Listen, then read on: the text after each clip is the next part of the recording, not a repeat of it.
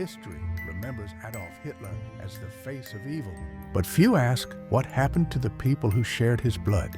After 1945, his family scattered like ghosts across a ravaged Europe, burdened by a name that history would never forgive. Their lives became a strange blend of exile, denial, and silence.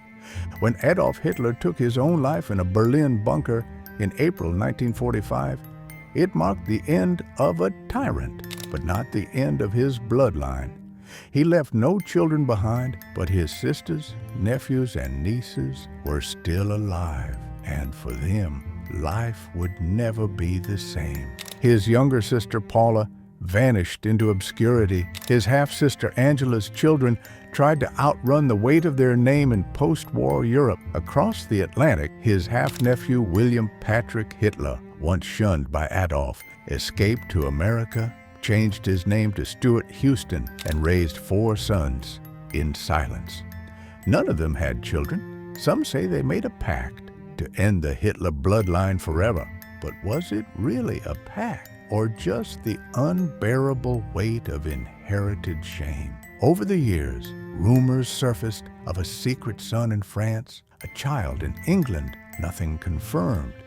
But the whispers added layers to a story the world seemed eager to forget. Today, only a few distant relatives are believed to remain, living under new names.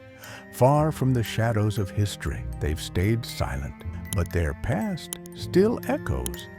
What would you do if your last name was Hitler? Would you bury it, rewrite it, or confront it? Paula Hitler, the last sister. Paula Hitler was born on January 21, 1896 in Hafeld, Austria. She was Adolf Hitler's only full sibling to survive into adulthood. Unlike her infamous brother, Paula had no political ambitions, no grand vision, and no dark ideology. Her life would unfold in silence and obscurity, overshadowed by a name that history would never forget. After the collapse of Nazi Germany in 1945, Paula became one of the last living members of Adolf Hitler's immediate family. The world watched for answers. Paula chose to disappear. In May 1945, just weeks after Germany's surrender, Paula was arrested by American counterintelligence officers. At the time, the Allies were rounding up anyone with ties to the Nazi regime. Paula was brought in, questioned about her brother, and her life was examined in detail. But the investigation found no evidence that she had participated in the Nazi Party or been involved in war crimes. She had never joined the movement, never benefited from its power. Her release came quietly and without fanfare. Following her brief detention, Paula returned to Vienna. She had once worked there as a secretary, an ordinary life interrupted by an extraordinary family name. But Vienna didn't offer refuge for long. She soon relocated to Berchtesgaden, a small Bavarian town deeply associated with Adolf Hitler, who had once considered it a personal retreat. For Paula, it became the place where she would quietly fade from public view. To protect her identity, Paula adopted a new name, Paula Wolf. The surname Wolf was not random. It was the alias her brother had often used when traveling incognito. Under this name, she lived a modest, near-invisible life. She rented a small apartment and survived on limited means, taking odd jobs and selling handmade crafts. Neighbors rarely knew who she truly was. Paula didn't volunteer the truth, and no one thought to ask. She avoided the spotlight, stayed away from politics, and spoke of her past only when she had no other choice. Her life became defined by solitude. Paula avoided public gatherings and lived without luxury. Her apartment was simple, even sparse, its few possessions arranged without ornament. There were no visitors, no family, no celebrations. She often claimed to be a widow, carefully concealing her true identity. Paula existed as a ghost, present, but quietly erased from history. But she wasn't entirely cut off. In 1959, Paula agreed to give a single televised interview to British journalists. It was the only time she ever appeared publicly. In it, she spoke gently, almost cautiously about their childhood. She remembered Adolf as a quiet boy who played the violin, loved nature, and drew pictures. She didn't defend him. She didn't condemn him.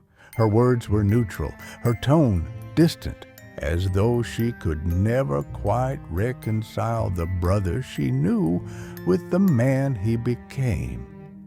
The interview left many unsettled. Was Paula in denial? Or was this simply her way of coping with a reality too monstrous to confront? No one could be sure. What was clear was that she bore the full weight of her brother's legacy in silence. Perhaps the most haunting part of Paula's story is the isolation that defined her final years. She had no husband, no children, no close friends. Her life unfolded quietly, with no attempt to rebuild what had been lost. Occasional visits came from journalists and historians eager to ask about Adolf. But even those were rare. She seemed more like a relic than a participant, someone history had left behind. And yet, through it all, no evidence ever surfaced suggesting Paula Hitler had been anything more than a bystander to the horror. She didn't profit from the regime. She didn't write memoirs. She never capitalized on her last name. In the end, her silence may have been the only way she knew how to live with it. No revelations, no redemption, just quiet survival. On June 1st, 1960, Paula Hitler died of cancer in Berchtesgaden. She was 64 years old. Her grave is simple, unremarkable, marked only by her name and the years of her life. Tourists still visit it now and then, unaware of the quiet, reclusive woman buried beneath the stone. A sister of Adolf Hitler, a forgotten witness to history. In the decades since, Paula's story has become a strange footnote in the broader narrative of the Hitler family. She represents a path not taken, a life without ideology, without destruction, without power. But her name still raises hard questions. What does it mean to share blood with someone like Adolf Hitler? Can anyone truly escape a legacy so heavy? Paula tried. She changed her name. She never married. She had no children. She gave no speeches, published no writings, and avoided all public attention. Her life was lived in shadows, her story nearly erased. But even silence has weight. Paula remains a symbol of those left behind by history. Not guilty, perhaps, but never truly free. When Paula died in 1960, the last direct sibling connection to Adolf Hitler was gone. No brothers, no sisters, no living family to carry the legacy forward. The line ended quietly, without ceremony, faded just as she had hoped. Maybe that was her final wish, to let the world forget. Angela's line, Europe's Shadows. Angela Hitler was born on July 28, 1883. She was Adolf Hitler's half-sister, the daughter of Alois Hitler Sr. and his second wife, Franziska Matzelsberger. More than any other sibling, Angela's life was deeply entangled with Adolf's, woven into his world not through ideology or ambition, but proximity. Her story remains one of the most direct yet overlooked links to the private life of a dictator. Angela married Leo Raubal Sr., a civil servant. Together, they had 3 children, Leo Jr., Gayle, and Elfriede. After Leo Sr.'s early death, Angela raised her children alone, a quiet existence that took a dramatic turn in the 1920s. In a twist of fate, She accepted a position as housekeeper at her half-brother's mountain retreat in Obersalzberg, near Berchtesgaden. There, in the shadow of rising power, Angela witnessed firsthand the private world behind Adolf Hitler's public face. It was during this time that her daughter, Gaily Raubal, moved in with her uncle Adolf in Munich. Young, lively, and intelligent, Gaily quickly became his favorite. Their relationship was unusually close and uncomfortably controlling. Adolf restricted who Gaily could see, forbade her from dating, and monitored her movements. What began as affection soon blurred into obsession. Tensions grew, and in 1931, tragedy struck. Gaily was found dead in Hitler's apartment, killed by a gunshot wound in what was officially ruled a suicide. The death shattered Angela. She left her position soon after and never again returned to the inner circle. While she remained on speaking terms with Adolf, the closeness was gone. Whatever trust once existed between them, it died with Gaily. Angela's son, Leo Raubal Jr., followed a different path. He became a teacher and an academic, but the war found him too. He was conscripted into the Luftwaffe and served during World War II. In 1943, at the brutal Battle of Stalingrad, Leo was captured by Soviet forces. In a rare personal move, Adolf Hitler tried to negotiate his release, offering a prisoner swap involving Leo for a captured German general. The Soviets refused. Leo spent the remainder of the war in captivity. After the war, Leo returned to Austria and withdrew from the public eye.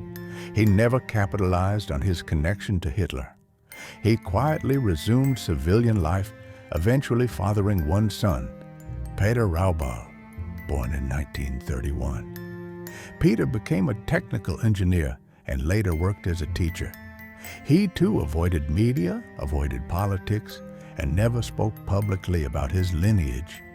He never married and had no children. With Peter, this line of the Hitler family came to a quiet end. Angela's daughter, Elfriede Raubal, chose a similar life of privacy. She married an Austrian man, Ernst Hoschegger. In 1945, the year the Third Reich fell, they had a son, Heiner Hoschegger. Like his cousin Peter, Heiner would go on to live in silence. Almost nothing is known about his adult life. He never sought attention, never gave interviews, and reportedly never had children. And so, Angela's bloodline stretched just one more generation beyond 1945. But from there, it stopped. No fanfare, no legacy, no desire for a future carrying the weight of the past. Peter and Heiner, two men born into history's darkest shadow, chose anonymity over inheritance. Whether it was a quiet agreement, a family decision, or simply the human reaction to unimaginable shame, we'll never fully know. But they made their choice. They stepped away. Angela died in 1949, just 4 years after the war ended. She passed in Hanover, Germany. By then, her ties to Adolf were a closed chapter. She had once stood near power, once lived inside the inner walls of the Nazi elite. But her later years were marked by loss. Her daughter gone, her family fractured, her name stained beyond repair. Angela's descendants made a different kind of legacy, one of erasure. They left no writings, no memoirs, no interviews, no explanations. They simply faded from public memory, living ordinary lives in quiet European towns. Not out of cowardice, but out of survival. To carry that name was to carry a curse. The question still lingers, Was this the result of a conscious pact to end the Hitler line? Or was it the natural ending to a story no one wanted to continue? We may never know the truth. What we do know is this: the last men of Angela's line made a decision. They would live in peace, not in the past. Angela's story is not one of guilt or innocence. It's one of proximity. She wasn't a leader, a soldier, or an ideologue. She was a sister, a mother, a housekeeper caught in the gravity of something far larger than herself. Yet, even in the background, her life reflects the cost of being close to evil. And her children, they bore that cost in silence. They didn't seek attention. They didn't ask for sympathy. They simply disappeared into schools, into workshops, into homes far from the spotlight. They were never quoted, never filmed, never followed. And that anonymity, that silence, may have been the loudest statement they could make. Angela's line left behind no legacy, no books, no foundation, no dynasty, just a name too heavy to carry and a decision not to pass it on. They became ghosts in a history desperate for answers, but they offered none. Their story ended not in scandal or spectacle, but in quiet exits and unopened doors. In the end, Angela's descendants remind us that history doesn't just haunt the guilty. It lingers around the innocent too. Those close enough to be stained, yet far enough never to have had a choice. And when faced with that weight, they chose silence. Sometimes silence is the only way to survive. Across the Atlantic, William Patrick Hitler. William Patrick Hitler was born in Liverpool, England in 1911, the son of Adolf Hitler's half-brother Alois Hitler Jr. and an Irish woman named Bridget Dowling. Long before the name Hitler became etched into history's darkest chapters, William was just a boy, British, working class, caught in the quiet uncertainty of early 20th century life. But the shadow of a name was already forming. As the 1930s unfolded and Adolf Hitler rose in Germany, William, still a young man, made a decision that would shape the rest of his life. He traveled to the Reich, hoping blood ties would open doors. A family connection, he thought, might lead to opportunity. It didn't. At first, there were surface-level perks, a few jobs, brief encounters, the illusion of inclusion. But Adolf Hitler had little tolerance for familial distractions. William quickly learned the cost of proximity. He pushed for more, better work, more recognition, perhaps driven by ambition, perhaps desperation. Some say he even threatened to expose family secrets if he was cast aside.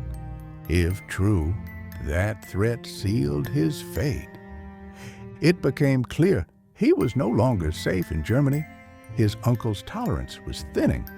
William quietly left, back to Britain.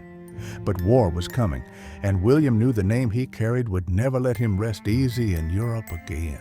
So, in 1939, just as the world prepared to tear itself apart, William and his mother fled once more, this time across the Atlantic. They arrived in the United States quietly, bearing a name that would one day echo across battlefields, courtrooms, and graveyards. And then in 1944, William did something unthinkable. He wrote a letter to President Franklin D. Roosevelt. In it, he made a request that no one expected. He wanted to enlist, to fight, to serve. The nephew of Adolf Hitler, asking to wear the uniform of the United States Navy. It was unheard of. The FBI investigated. The government hesitated. And then Roosevelt approved. William Patrick Hitler became a sailor. He served as a pharmacist's mate, treating the wounded on American battlefields. During his time in the Navy, he was injured in combat and awarded the Purple Heart. While his uncle waged genocide in Europe, William served the country sworn to destroy him. It was a strange twist of fate, tragic, ironic, and quietly powerful. After the war, William wanted only one thing, a life away from all of it. He changed his name to William Steuart Houston, married Phyllis Jean-Jacques, moved to Patchogue, Long Island. There, he opened a small blood analysis lab. No signs, no stories, just a man trying to disappear into normalcy. They had 4 sons, Alexander, Louis, Howard, and Brian. The neighbors never knew. For decades, William lived like a ghost in the suburbs, present, polite, but deliberately blank. When he spoke publicly, it was rare and never boastful. There were no book deals, no memoirs, no hunger for the spotlight, just quiet acknowledgement of a past he neither chose nor celebrated. Then new whispers emerged about his sons, 4 boys with one shared shadow. The rumor went like this: they had made a pact. No children, no continuation, no future for the name. There was no confirmation, only silence. Then, years later, Alexander, the eldest, broke that silence slightly. Maybe my other 2 brothers did, he said, but I never did. A soft contradiction, but not a denial. Still, pact or not, the result remained unchanged. None of the brothers married. None had children. They lived as their father had, in quiet anonymity. And then in 2022, the youngest, Brian, died. With him, that line ended. No ceremony, no headlines, no legacy to inherit. Just the quiet extinguishing of a name once shouted in fear and fury across continents. What makes William Patrick Hitler's story so unusual is not that he was close to power. It's that he spent his entire life stepping away from it. While Adolf Hitler sought domination, William chose service. While his uncle built a legacy of hatred, William tried to disappear. He was never a martyr, never a hero, but he lived through history with a burden no one would envy. He didn't use it. He didn't exploit it. He just lived. He raised his sons in silence, gave them no platform, no cause, only a chance at normality.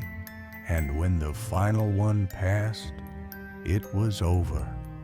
With William and with the Steuart Houston brothers, that thread of the Hitler bloodline came to a close, not in scandal, not in retribution, but in anonymity. In the end, William's life is almost redemptive, not because he overcame something evil, but because he quietly refused to be part of it. In a century defined by noise, he chose silence. He chose to serve, to love, to live without legacy. And that, in its own quiet way, is a powerful kind of resistance. Pact or burden. For decades, whispers circulated about a quiet, almost mythic agreement made on American soil, not by politicians or generals, but by 4 ordinary men burdened with an extraordinary surname. The Steuart Houston brothers, Adolf Hitler's last known living relatives, seemed to vanish into the humdrum rhythm of suburban life, their identities scrubbed clean, their lineage shrouded in silence. But according to journalist David Gardner, who chronicled their story in The Last of the Hitlers, there may have been something more. Not just erasure, but intention. Gardner's investigation led him to Patchogue, Long Island, where the brothers, Alexander, Louis, Howard, and Brian, lived in modest homes, worked regular jobs, and avoided attention with impressive precision. They changed their surname, erased their origins, and never once leaned into the notoriety they could have easily exploited. Even their neighbors knew little beyond the surface. Quiet men, polite, private, and apolitical. There were no interviews, no confessions, no public reckoning, just silence. But in a rare moment, Alexander the eldest offered Gardner a telling insight. We talked amongst ourselves and decided not to have children. No oath was taken, no document signed, but the understanding was clear. The line would end with them. That statement hovers somewhere between burden and choice.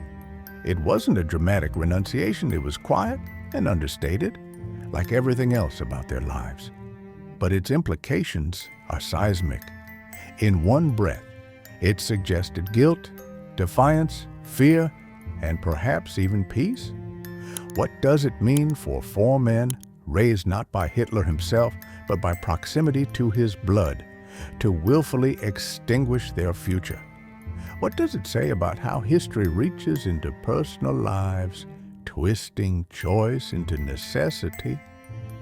To be born into a legacy you didn't choose is a tragedy, but to carry it without passing it forward, that's something else entirely. We often assume that the most significant decisions are made in courts or parliaments or on battlefields, but sometimes they're made around a kitchen table, quietly, without fanfare. One brother suggests it, another nods. Maybe someone adds, it's for the best. And with no further need for discussion, the course is set. Whether their decision stemmed from inherited shame, rational caution, or a quiet rebellion against history, its effect is the same. They brought an infamous bloodline to a voluntary end. The psychology behind such a choice invites speculation. On one hand, it may have felt like moral hygiene, a conscious effort to cleanse the world of even the faintest trace of a legacy that brought so much horror. On the other, it could have been an act of self-preservation. After all, what woman would willingly marry into a name like that? What child could carry it without being haunted? In choosing not to create new life, the brothers may have been protecting their hypothetical children from a burden they themselves had struggled to bear. In their silence, they may have been shielding the world or themselves from the chaos that could have followed any public acknowledgement. Perhaps they didn't see it as noble or tragic. Perhaps it was simply practical. But beneath that practicality lies something deeply human. To stop a name from moving forward isn't just biology, it's legacy. It's the rejection of immortality. And that kind of rejection isn't neutral. It's a powerful message wrapped in silence. Some might see their choice as self-punishment, others as atonement. But the Steuart Houston brothers never claimed either. They didn't tell the world what they were doing. They didn't make speeches or write manifestos. They just lived their lives quietly until they died, childless, unremarkable, and in a way, victorious. Because they had the power to choose, and in choosing to end the line, they asserted control over a story that could have consumed them. In our culture, we glorify lineage. We celebrate continuation of names, legacies, empires. The very idea of stopping that continuation feels unnatural. But perhaps what the brothers did wasn't unnatural. Maybe it was necessary.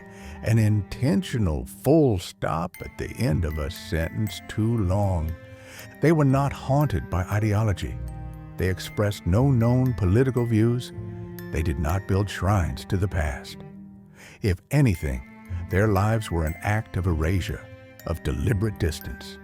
They became Americans in every sense, self-made, quiet, detached from the ghosts of old Europe.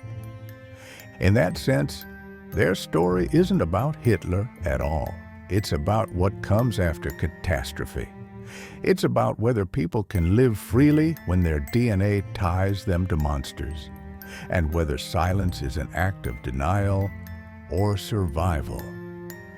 There's a kind of grace in not knowing the full truth of their motivations. That uncertainty protects their humanity. We don't need to romanticize them as tragic heroes, nor condemn them as cowards. They simply made a choice, rare, quiet, irreversible. What's perhaps most powerful is that their choice didn't ask for recognition. The world didn't know they'd made this agreement until long after it was done. There was no announcement, no proclamation of justice, just the slow, natural fade of a line that refused to be extended. And now, with the passing of the last brother, the line is closed. No descendants, no heirs, no legacy. Just four men who chose not to carry history forward. This wasn't a theatrical act. It wasn't a symbolic performance. It was quiet resistance, the kind that doesn't seek applause.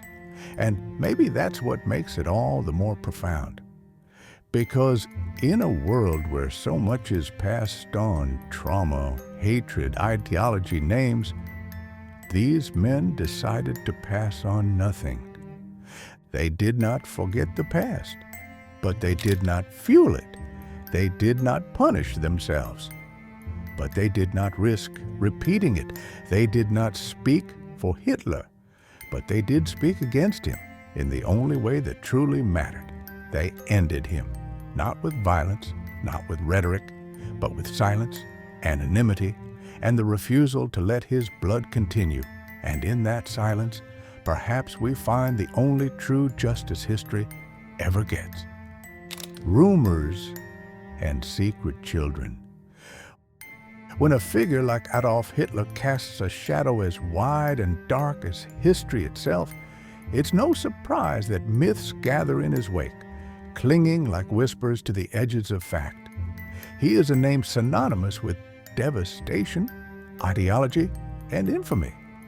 But beyond the documented atrocities lies a quieter obsession, the question of lineage, the rumors of secret children, hidden bloodlines, descendants that may have walked silently through the aftermath of war, unknowable and unnamed. It's an idea that seduces the imagination. What if the story didn't end in a Berlin bunker? What if his blood, so wrapped in destruction, continued unnoticed, hidden beneath the skin of ordinary lives?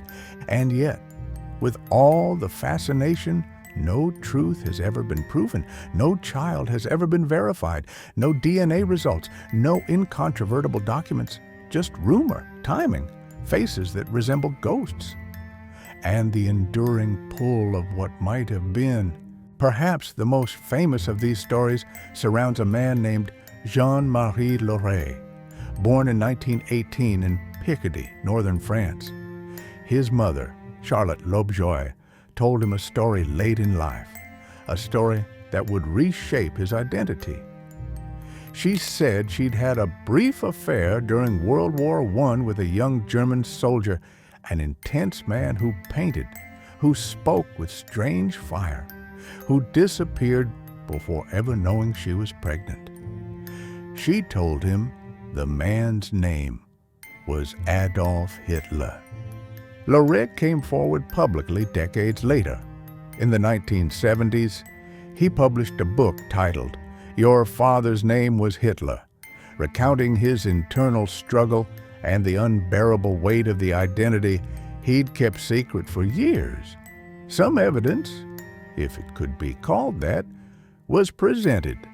A similar jawline, some sketches, claims that Hitler had sent money to Lovejoy through intermediaries.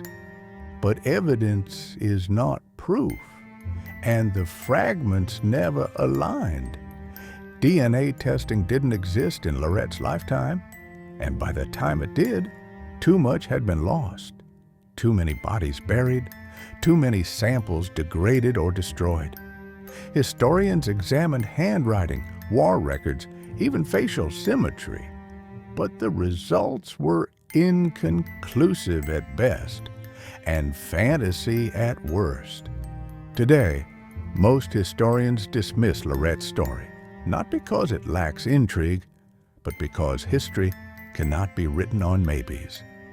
Without the foundation of evidence, his tale is nothing more than a powerful rumor, a compelling personal narrative that remains forever just beyond the edge of truth. Then there's Unity Mitford, an English aristocrat, one of the infamous Mitford sisters, and a woman so taken with Hitler and Nazism that she moved to Germany and embedded herself in his inner circle. Their relationship was disturbingly close, possibly romantic, certainly obsessive. When war between Britain and Germany loomed, Unity shattered. She attempted suicide in Munich's English garden with a pistol Hitler had reportedly given her. She survived, barely, and was repatriated to England, where she lived out her days in seclusion, her mind and body scarred by the bullet that remained lodged in her skull. Years later, rumors surfaced that Unity had been pregnant when she returned, that she gave birth in secret, that a child had been born and hidden unknown even to themselves. But no documents ever emerged. No photos, no hospital records. Her family denied it. Her biographers found no trail. The story, like so many others, dissolved under scrutiny. And yet, the question lingers, not because the evidence is strong, but because the idea fits so neatly into the narrative. If anyone could have carried Hitler's child, people reasoned, surely it would be Unity Mitford. But likelihood isn't truth. History doesn't bend to dramatic convenience. And in the absence of facts, all that remains is speculation. Beyond these well-known names are the wilder claims: anonymous women, unnamed children, infants born during the Reich and quietly sent away to convents, orphanages, or sympathetic homes. Some say these children were moved through secret networks. Others claim they were raised under the watchful eye of the SS, or even spirited away to South America.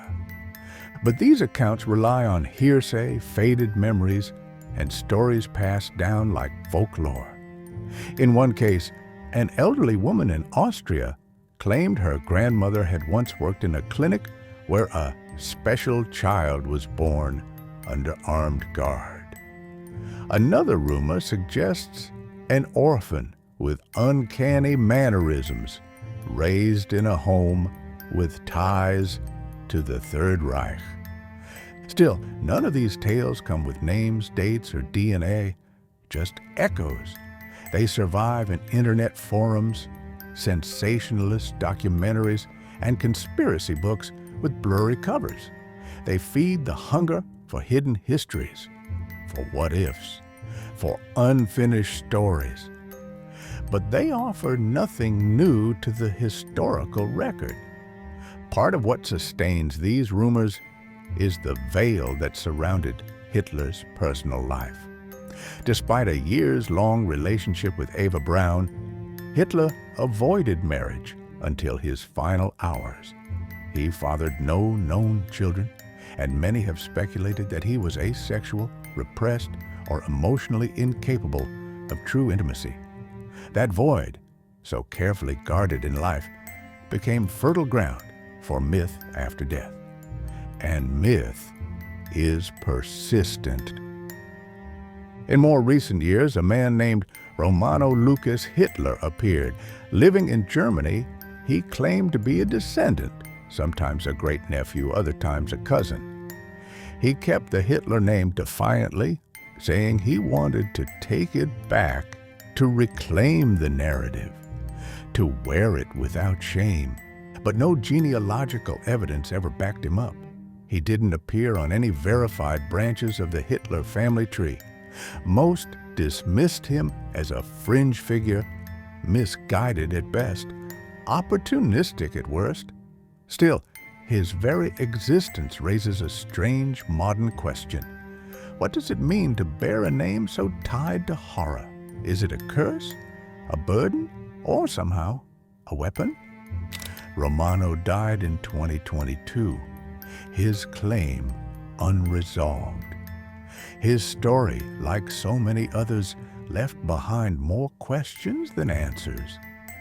The contrast is sharp when compared to the known, verified relatives of Hitler, like the Steuart Houston brothers, descendants of his half-brother Alois. Living quietly in the United States, they chose a different path, to disappear. They changed their name, chose not to have children. They ended the line on purpose, silently, without ceremony. Paula, Hitler's only full sibling, never had children. Angela's descendants faded into anonymity. No legacy, no heirs, no continuation. In the end, that might be the most profound ending of all. Not a secret dynasty, not a hidden heir, just nothing. Silence, where a lineage might have been, not with fire, but with choice. A deliberate refusal to continue what had already done too much. And maybe that's the greatest rejection of all. These stories of secret children, lost heirs, hidden bloodlines, they will never fully disappear. They are too seductive, too unresolved. But history doesn't owe us narrative arcs. Sometimes there is no twist, no epilogue, no redemption through DNA. Sometimes the story just ends. And that might be the most powerful truth of all, that not every legacy survives, that some names are meant to disappear, and that the most human act in the face of monstrous history is to stop it from ever beginning again. After the war ended, the world watched a regime fall. But what about the name behind it? Adolf Hitler died in a bunker, but his blood, it didn't vanish overnight. He had siblings, a nephew, even great-nephews, people who carried the same DNA, people who had a choice. His half-sister, Paula, she never had children, died alone, quietly, forgotten. His nephew, William, he left Germany, moved to America, changed his last name, started over. And when his sons were old enough, they made a pact. This ends with us. No kids, no legacy, no next chapter.